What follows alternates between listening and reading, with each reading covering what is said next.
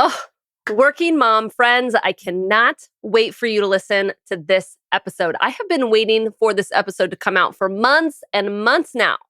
This is an episode where you are actually going to listen to me coach someone.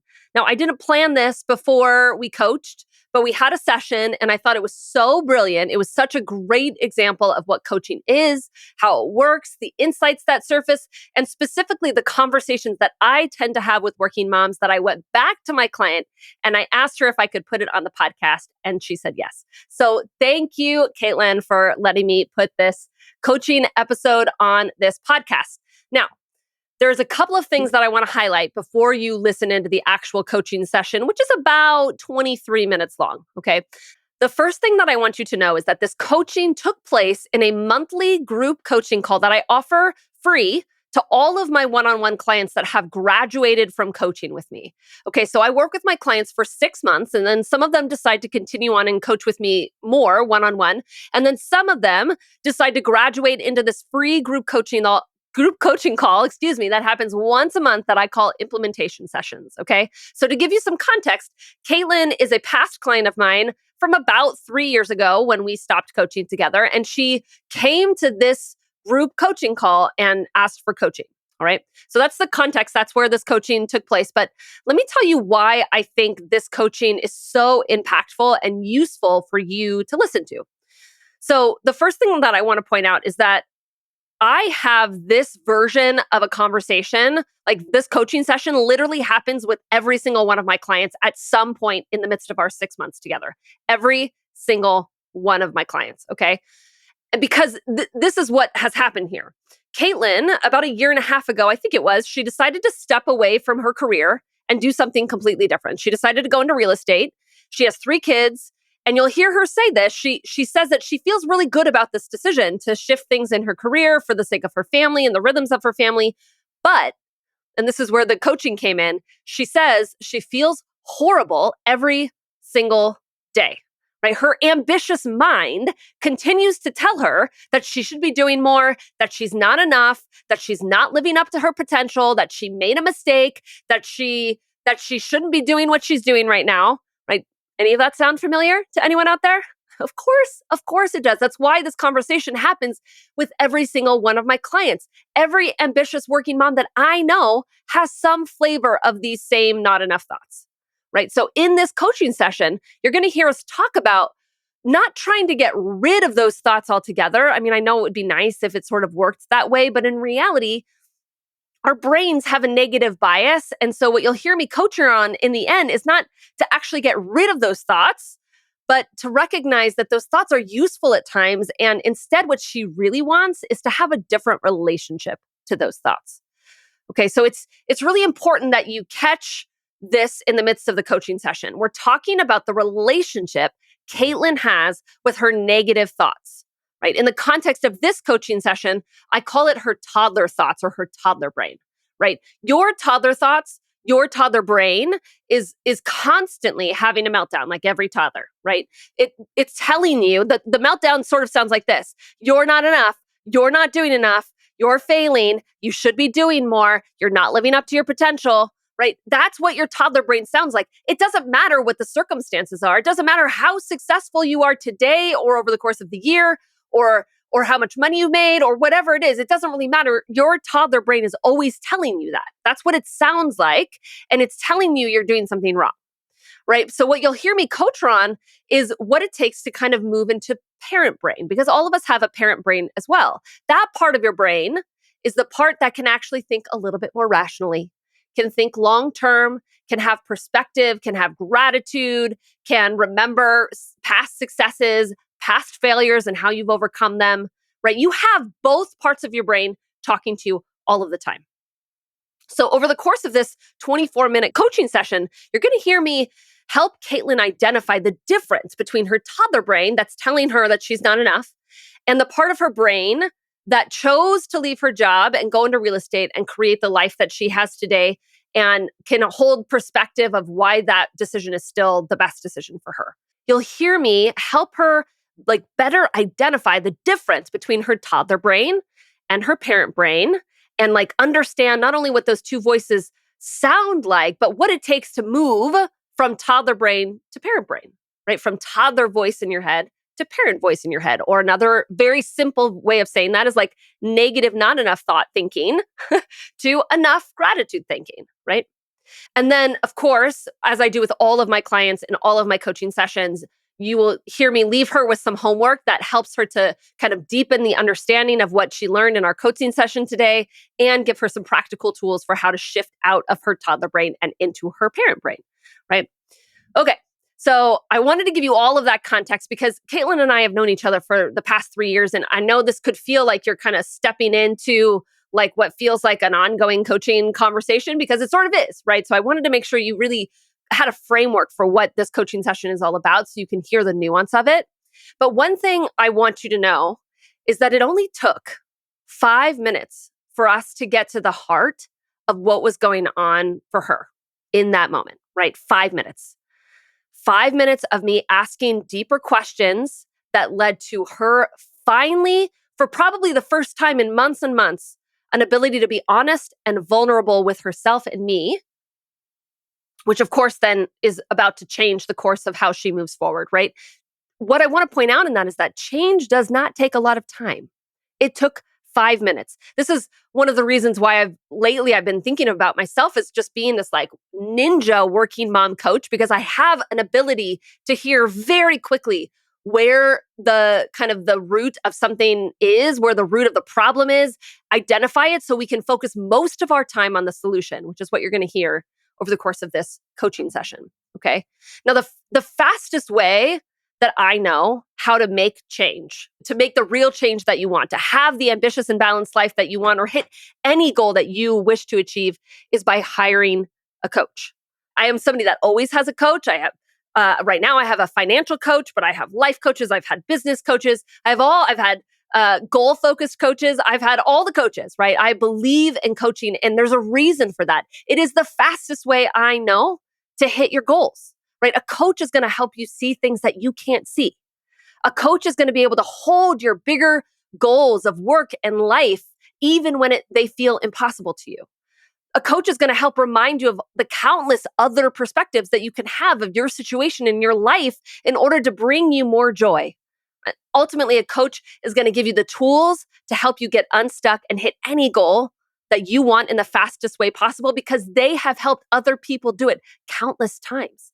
Right? I have literally coached hundreds and hundreds of working moms in creating an ambitious and balanced life. The conversations that we have, the sessions we have, the material I give you, the tools and strategies I give you are proven because they've worked for hundreds of other women up till now, right? There's no guessing in our coaching. I know exactly what's going on for you and I can walk you through it, right? So if you haven't signed up for your free breakthrough call, that is the free coaching call that I offer to you when you feel ready to take that next step and find out if an investment in coaching with me is the right next step for you. If you haven't done that and you feel you listen to this coaching session and you want this same insight and the same kind of nuanced approach to your goals, then I really, really, really want you to sign up for that free breakthrough call by going to www.rebeccaolsoncoaching.com/book.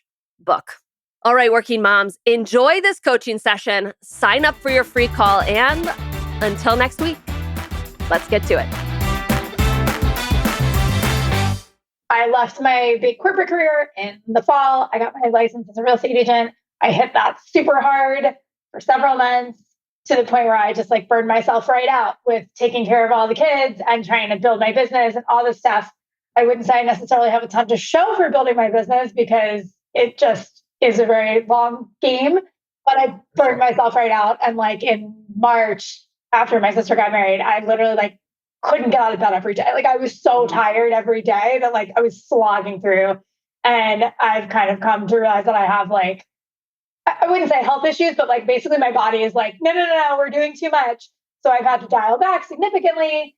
And I think the next year or so, it's going to be a little crazy for my family. My son's going into kindergarten. My kids are going to be in all different schools. And so basically I am coming to terms with the fact that like, I'm not really working a ton right now. And yet I'm still doing all this stuff. I'm working for my family and whatever. And the next year or two, I'm sort of on this like career downshift. And on a intellectual level, I'm like very okay with that. I'm like, this is what I need physically, mentally. This is what my family needs. On like a more emotional level, I'm struggling with it because like I'm very like ambitious and I want to be doing all the things, but like when I do all the things, I feel terrible and I'm exhausted. So I actually do want to be doing less stuff. I'm just kind of struggling with like having that be okay in my mind, basically. So what do you want to get out of us talking about this right now? I'm trying to make peace with like I don't know, Rebecca. I don't know. So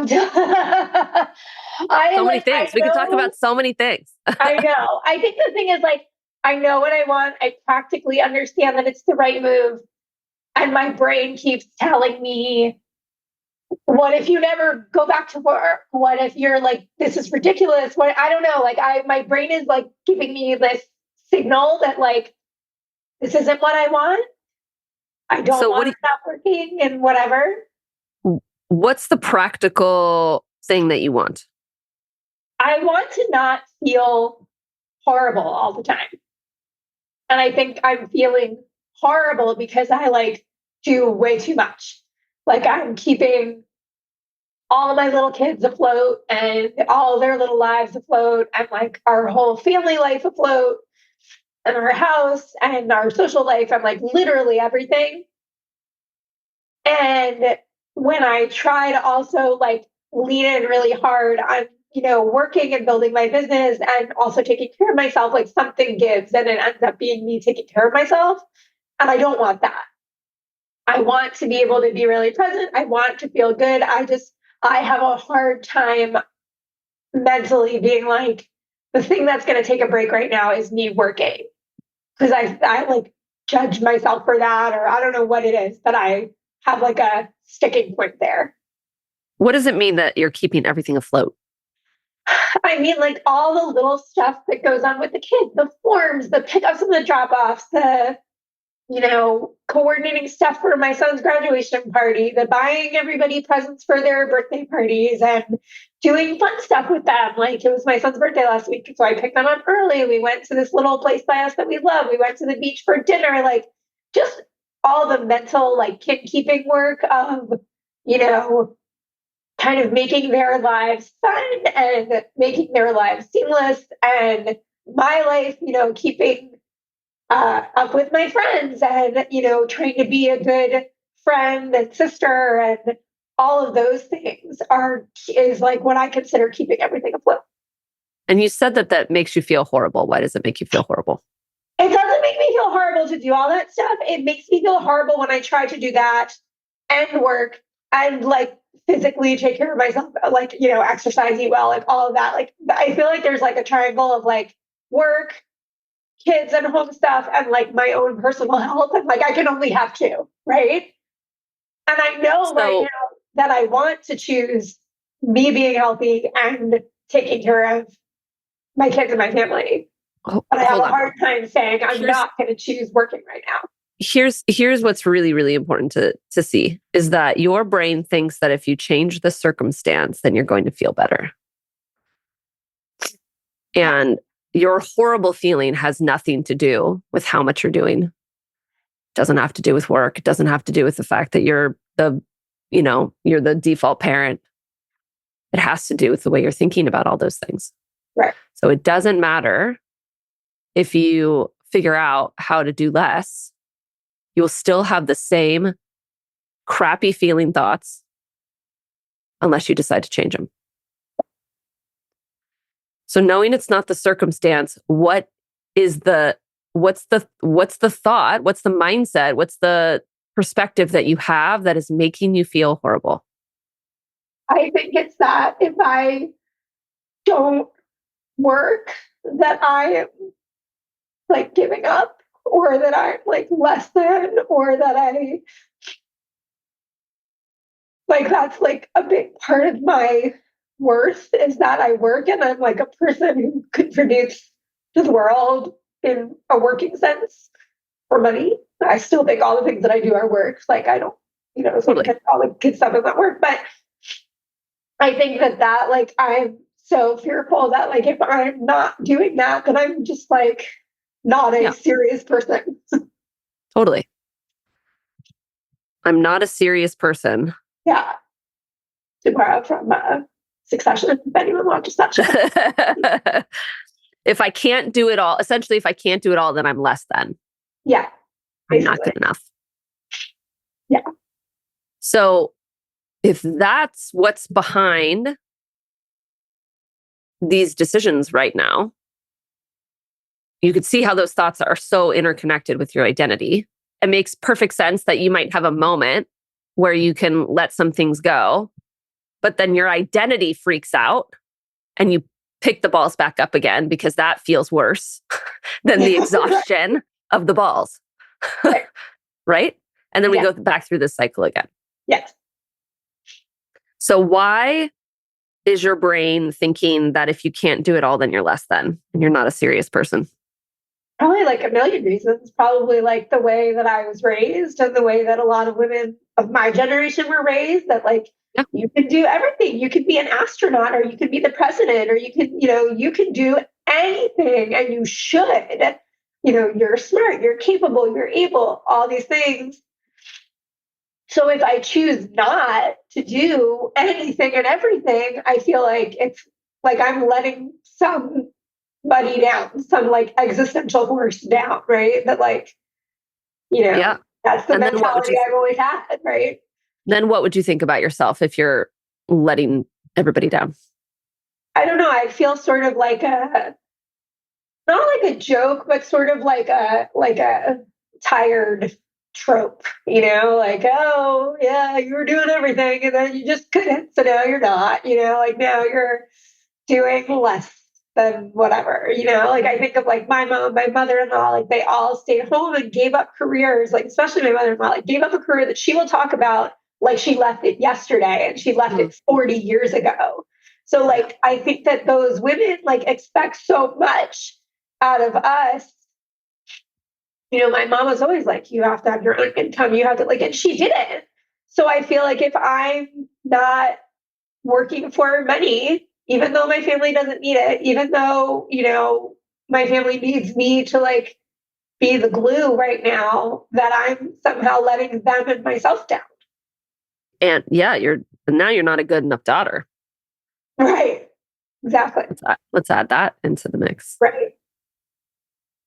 And then what would happen if you're not really a good enough daughter and you were letting everyone down and you were less than?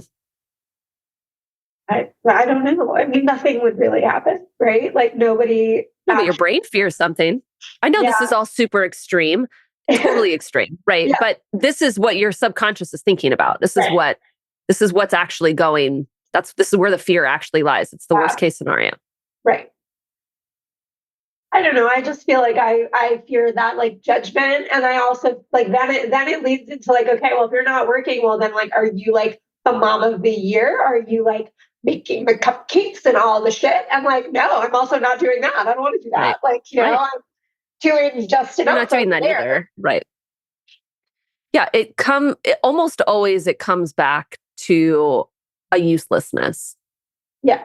If you go back to a more primitive time, if you couldn't do all the things and you couldn't contribute any longer and you were constantly letting people down, you didn't function within the tribe and the community, right? You didn't serve a function. And then what would happen?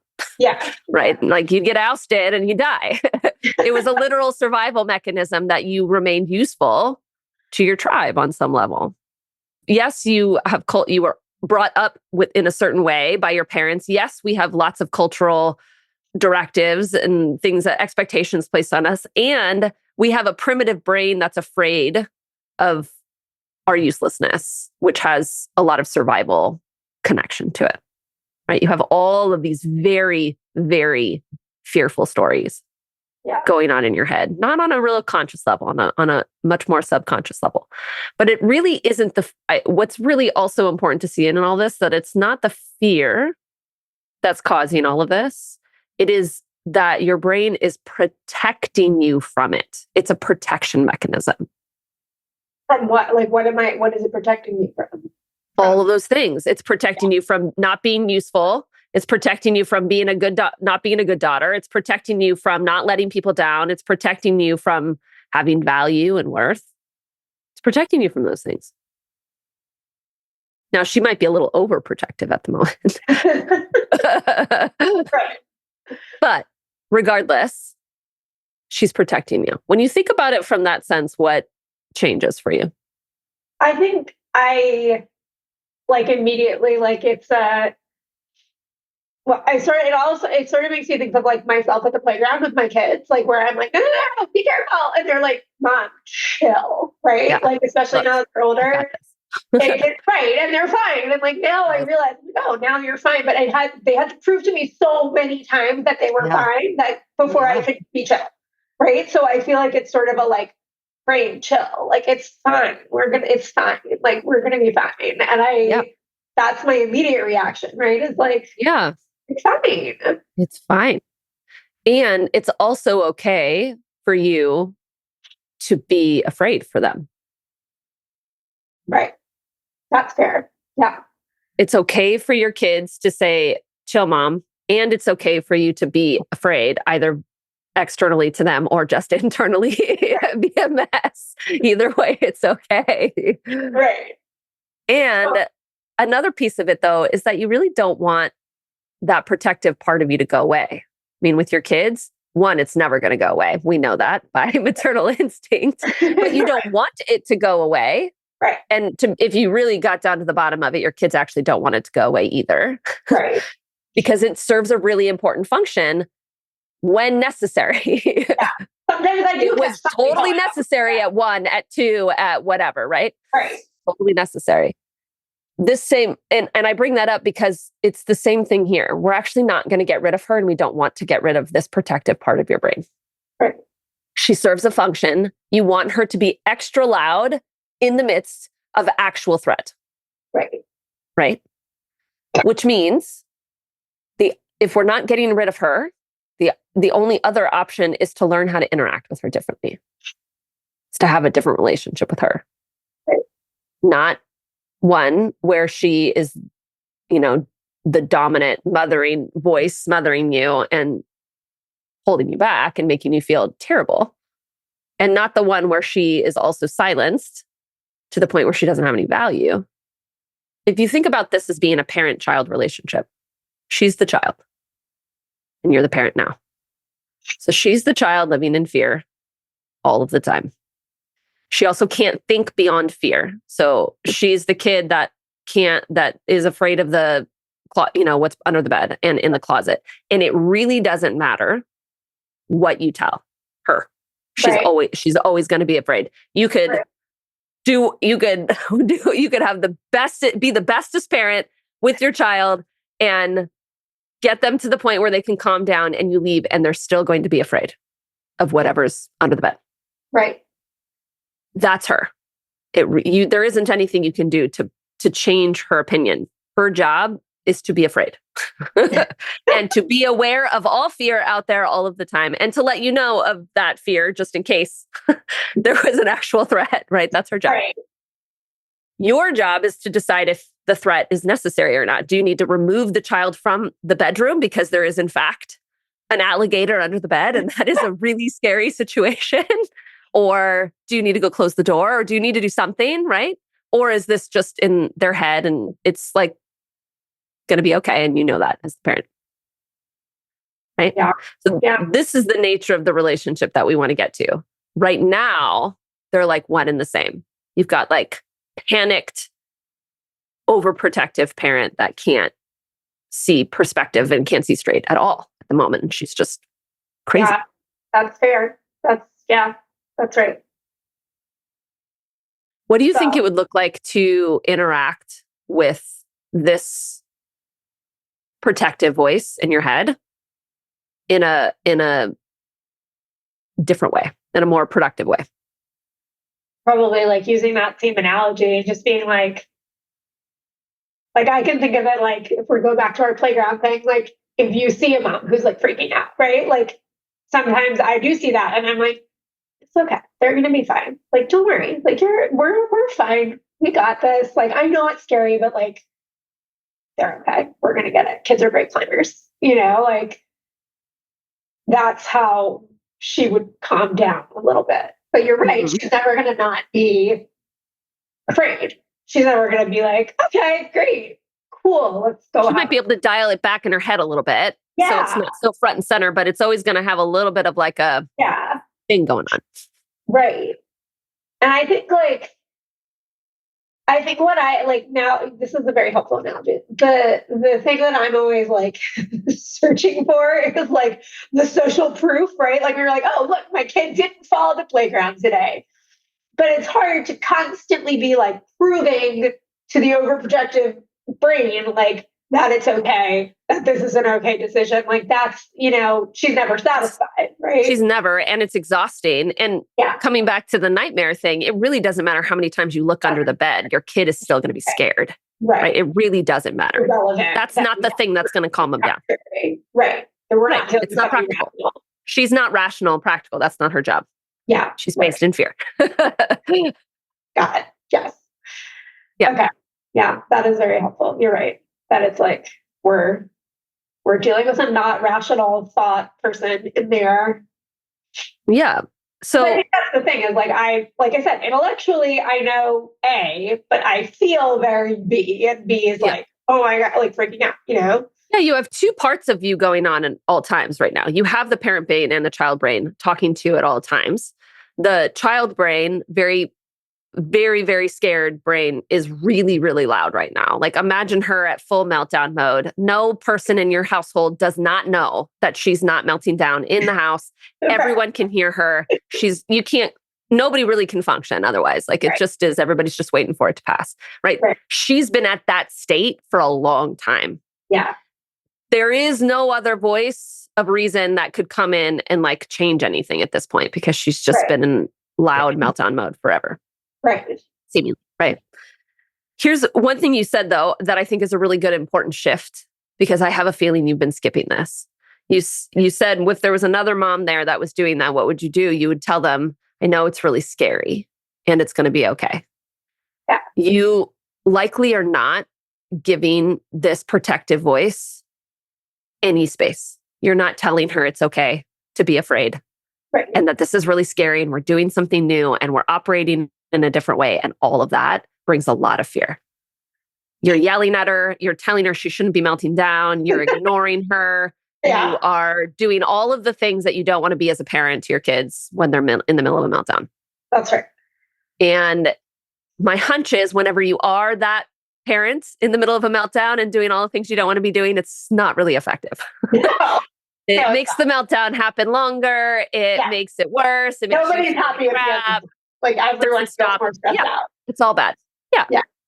So it hasn't been working because you haven't been actually giving it any space. But if you think about moments when your kid is melting down and you give it some space with some guardrails, of course, they can't just like pick up things and throw it around the house and so forth, right? But with some guardrails, but with some love. Like, this is really hard and you're having some really big feelings about this. And I know you're feeling X, Y, or Z. Makes total sense. I've been there too. I remember what it's like to be that age, whatever you say, right? In these moments. That's, we want to get you to that place. Right. And that's scary because you're accepting the fear. But that's sort of the point right now, is that you're trying to mitigate all of those fears that come up. You're trying to ignore them. So now we actually want to give a little space for them so that they're heard and they can be moved past, right? And they can be thought of with some more perspective instead of getting all excited with throwing a tantrum at the dinner table every day. So there's a couple of things that I want you to do to help with this, but it really does look like stopping and noticing when your protective voice is around, whether loudly or just quietly, either way. When is she around? She probably feels you have a body experience with her. She feels like a rapid chest. She feels like your heart like thumping out of you. She feels like a jittery, like I can't not do things. She looks like you cleaning the house on a rampage. She looks like you frantically researching things on your phone. I don't know. You need to get in touch with what she looks like when she's around. Okay. That's the first step. And then when you start to recognize that she's there, that's the moment you stop and you go, oh, here you are. Hi, you're in the middle of a meltdown. I see you. Perfectly normal. This is a very normal time that you would show up. We're doing X, Y, or Z. You always show up when we're doing X, Y, or Z. Yes, we're in the middle of a big change right now. It totally makes sense why you're here. And you're just stopping, noticing, normalizing her existence. And then lastly, you're kind of giving her a little bit of voice. Anything you want to tell me today? Anything I should be extra scared of today that is not what you haven't said before? Anything of note? I mean, she might have something interesting for you. It'll probably sound really absurd. It'll be like, well, the last time I looked under my bed, it was, there was a lion. You're like, whoa, really? Okay. Interesting. Well, let's hear about that. So you're literally having a conversation with yourself. It's going to take you pausing for a moment. I promise you that pause, this is not going to be magical. I mean, it is magical on some level. This is going to fix, if you will, 40% of this, right? The other 60% has to be processed through, but that 40% is going to feel infinitely different than where you're at right now. Right. And the goal is to have a softening to her, and then an ability to like gain some perspective over what's going on in the moment, so that you don't keep swirling and you like pivot yourself out of the swirl. If you haven't listened to the pivot moment podcast, definitely go back to that.